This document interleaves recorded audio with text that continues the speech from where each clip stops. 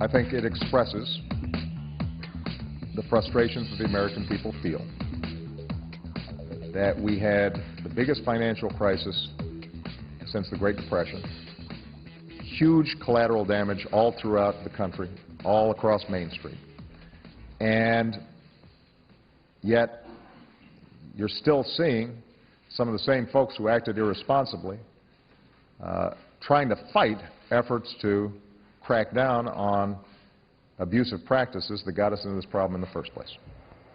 That was President Obama earlier today, commenting on the growing frustration being expressed by the Occupy Wall Street movement protesters. That movement is spreading to cities across the United States and across the border to Canada starting next week.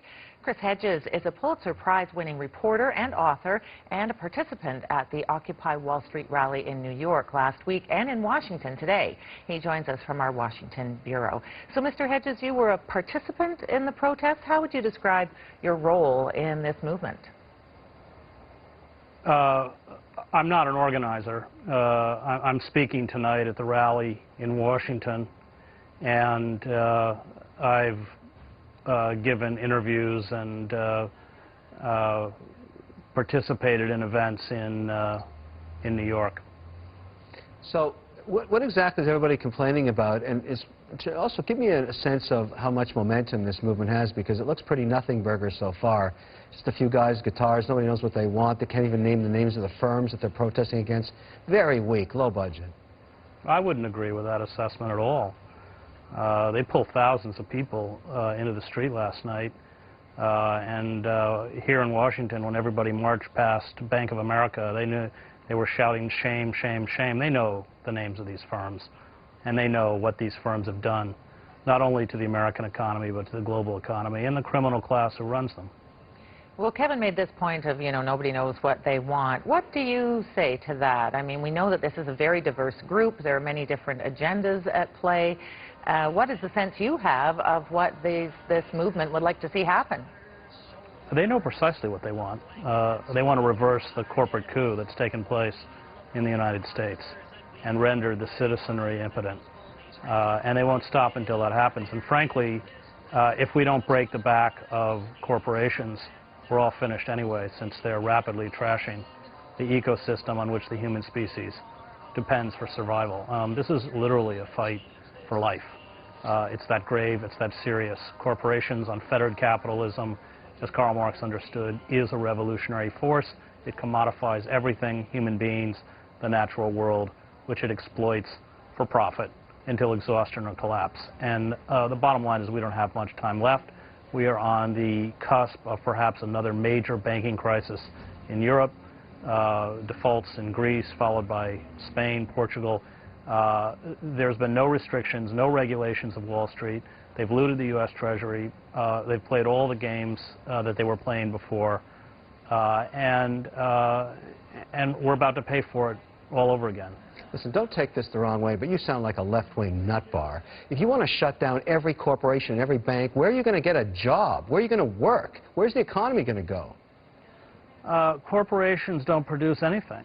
And oh, really? No. Financial corporations on Wall Street. Are you driving a car to the protest? No. They are speculators. I'm talking about the financial institutions like Goldman Sachs. They don't manufacture. They don't make anything. They gamble.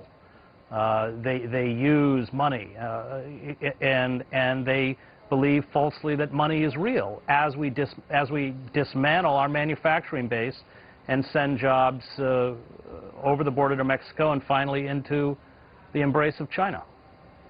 Well, I see that you and Kevin could get into an absolutely huge argument here. I don't usually go on shows where people descend to character assassination.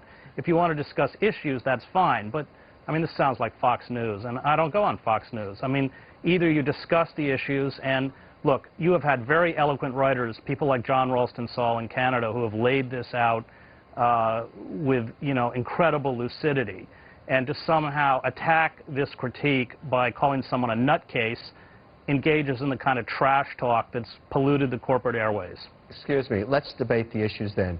You Well, would like to... you were the one who started it. I You were not didn't call debating you the a issues. nutcase, I called you a nut You said bar, you sounded all right? like a left-wing nutcase. Yes, bar, Okay, nut that's bar. an insult. And, Hey, and are you left-wing and leaning at least, would you say?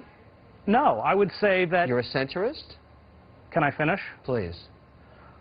I would say that those who are protesting the rise of the corporate state are, in fact, on the political spectrum, the true conservatives, because they're calling for the restoration of the rule of law.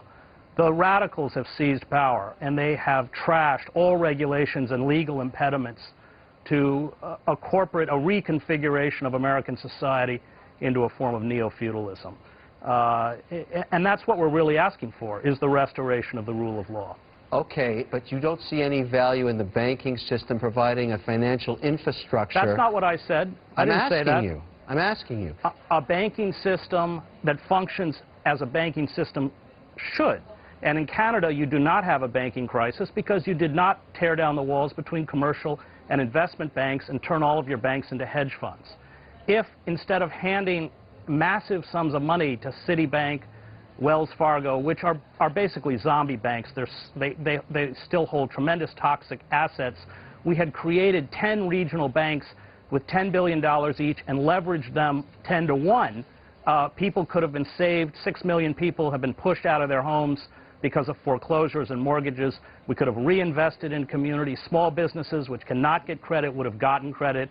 Instead, they're just sitting on the capital and not lending it. So we're certainly giving you an opportunity to speak your mind. Just so we can come full circle, what do you suggest should be done with Goldman Sachs specifically? They should be prosecuted. When you shove subprime mortgages on families that you know can't repay it, and then you dice up those mortgages as assets and sell them and bet against them through AIG, that's fraudulent activity.